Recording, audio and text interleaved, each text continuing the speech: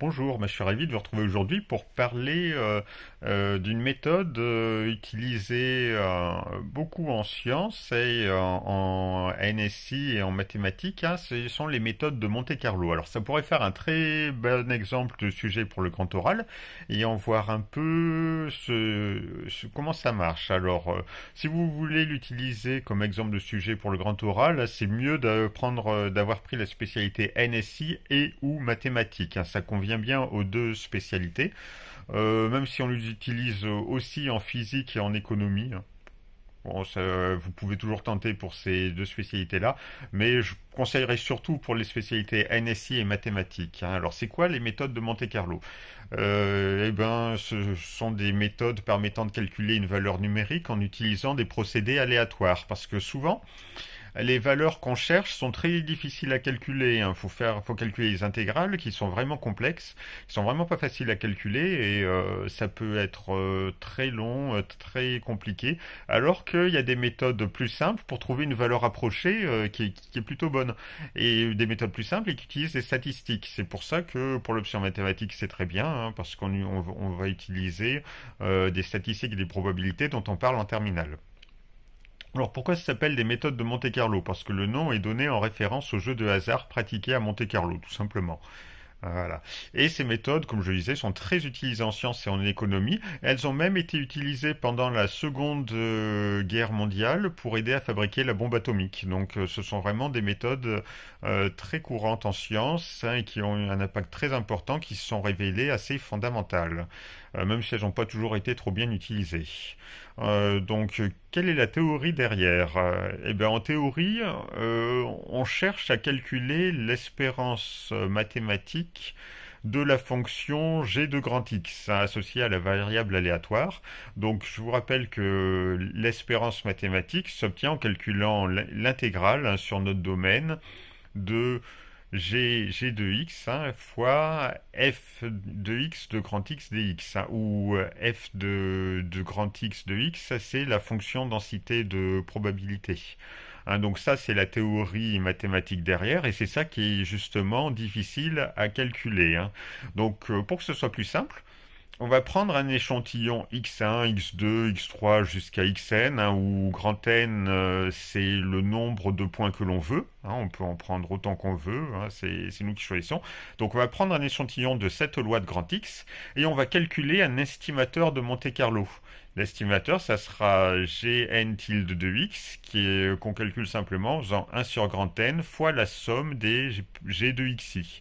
Et ça, c'est beaucoup plus facile à calculer. On construit donc ainsi une approximation de la valeur approchée cherchée en utilisant les probabilités ou les statistiques, hein. Voilà, oui, puisqu'on a remplacé une intégrale par une somme discrète. Donc c'est bien une approximation, mais c'est une approximation qui marche bien si on prend un nombre suffisant de points. En pratique, comment on fait? Parce que ça, c'est la théorie mathématique, mais en pratique, c'est tout simple. C'est comme si on tirait sur une zone bien délimitée, hein. Par exemple, on a un grand champ et un lac au milieu, mais le lac il n'est pas régulier. Et on veut calculer son aire. Donc on va tirer dans le champ. On va tirer dans le champ il est bien délimité, on connaît bien son aire, et on va regarder tous les tirs qui sont restés par terre. On les compte, et si on sait combien de tirs ont été tirés, on sait aussi combien de tirs sont tombés dans le lac. Donc si on a tiré beaucoup de fois, ben, on peut trouver une estimation de la surface du lac en faisant l'aire totale du champ fois le nombre de tirs dans le lac sur le nombre total de tirs. Et ben c'est comme ça qu'on va essayer de calculer ce que l'on cherche par les méthodes de Monte-Carlo. Donc on va faire un exemple avec Python. Par exemple, on va essayer de donner une valeur approchée de pi. Alors comment faire pour donner une valeur approchée de pi? Eh bien la valeur approchée de pi s'obtient tout simplement en utilisant l'aire d'un disque de centre O et de rayon 1. Et le disque, on l'encadre dans un carré de rayon de côté 1 aussi. Voilà, donc si on fait ça, ben, l'aire du disque c'est pi fois le rayon au carré, mais comme le rayon au 1 c'est pi, divisé par l'aire du carré, bah, comme le côté c'est 1 divisé par 1, donc il nous reste bien que pi. Donc c'est bon. En faisant comme ça, on aura bien une valeur approchée de pi en utilisant cette méthode. Donc le disque, c'est notre cible, et le carré qui l'entoure, bah, c'est l'aire totale. Et comment on va faire? Eh bien, on va générer un certain nombre de points dans la zone de façon aléatoire et on comptera ceux qui sont uniquement dans le disque. Donc en Python, pour ça, il nous faut deux fonctions. Une fonction qu'on peut appeler disque, hein, qui dépend de x et de y, et qui va renvoyer 1 si le point est dans le disque et 0 sinon. Et puis, on va avoir une fonction qui va calculer l'aire. En faisant quoi? Eh ben, on va lui demander de générer aléatoirement des points, donc des coordonnées x et y, hein, et on va vérifier à chaque fois si le point est dans le disque ou pas. Et comme ça, après, on pourra compter le nombre de points qu'il y a dans le disque, et comme on sait le nombre total de points, par application de la formule précédente, hein, on trouvera la valeur qui nous intéresse, à savoir la valeur de pi. Donc, on peut faire des essais, hein, comment on fait les essais? On commence par un tout petit nombre de points, par exemple 10, et puis après, c'est bien de multiplier par 10 à chaque fois. Donc 10, 100, 1000, 10 000, et on regarde ce que ça donne, hein. Donc j'ai fait plusieurs essais, et on voit tout de suite, bon, c'est logique, plus le nombre de points est faible, moins c'est précis. Mais on s'aperçoit quand même qu'assez rapidement, à partir de 1000 points, on obtient des résultats plutôt pas mal. Alors le problème, c'est de trouver un bon équilibre entre bonne précision et temps de calcul correct, hein. Je dis pas que avec 1 million, 10 millions de points, c'est hyper énorme en temps de calcul, parce que là on fait pas des calculs trop compliqués, mais on voit la différence par rapport à 10 000 points ou 100 000 points par exemple. On voit que c'est plus long. Et puis que ça améliore pas tant que ça la précision au bout d'un certain moment, hein. C'est au bout d'un certain moment, on voit tout de suite quand on fait le graphique avec les essais que la valeur cherchée se stabilise assez rapidement autour de la bonne valeur. Donc voilà, donc c'est ça l'intérêt, hein, c'est d'obtenir rapidement une bonne valeur approchée sans faire des calculs trop compliqués. Alors on peut l'utiliser pour des calculs d'air, hein, pour des calculs, bah là on l'a vu avec pi. On peut l'utiliser pour des calculs de volume. Donc dans ce cas-là, on va faire une fonction volume. Au lieu de générer des points x, y, on va générer des points x, y, z. Par exemple, on peut le faire ça pour avoir le volume d'une sphère, par exemple, ou d'une boule, le volume d'une boule. On regarde si le point est dans la boule ou pas. Voilà, c'est comme ça qu'on fait. On peut faire ça aussi pour trouver une valeur approchée de l'aire sous une courbe.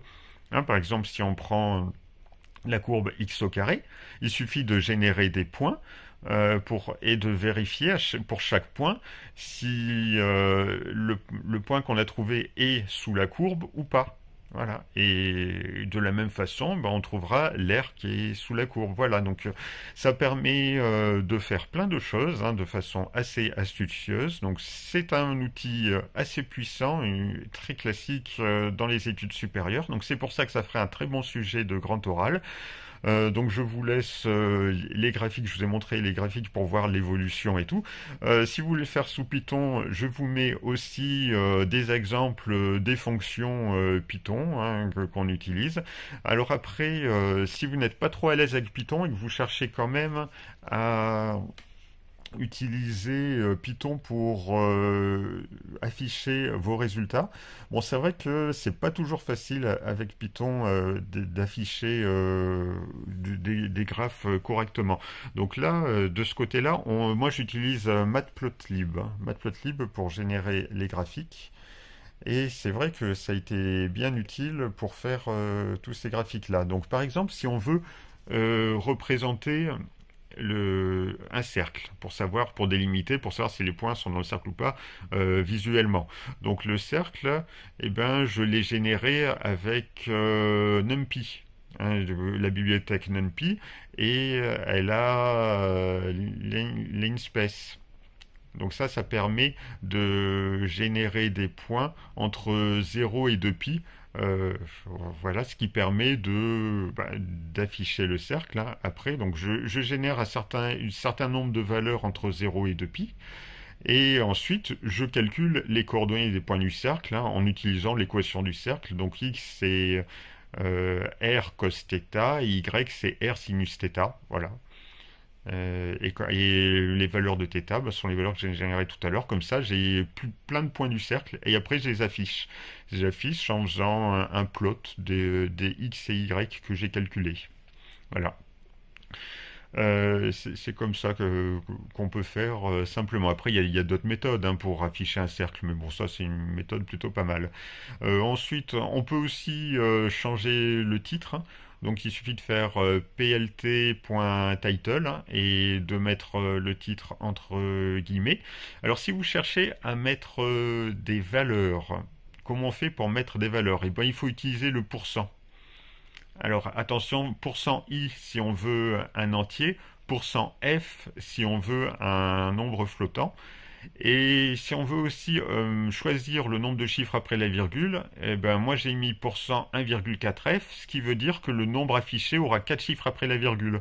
Voilà, c'est comme ça que ça marche. Et ensuite, si on veut sauvegarder la figure, il suffit de faire plt.savefig et de préciser où on veut y sauvegarder. Attention, n'oubliez pas le petit R devant pour être sûr que Python va bien comprendre que c'est un chemin d'accès. Puis pour être sûr de bien que ça s'affiche bien correctement, on fait un plt.show. Voilà, donc avec ça, vous devriez pouvoir vous en tirer. Donc bon courage à tous et n'hésitez pas à poser des questions ou à commenter.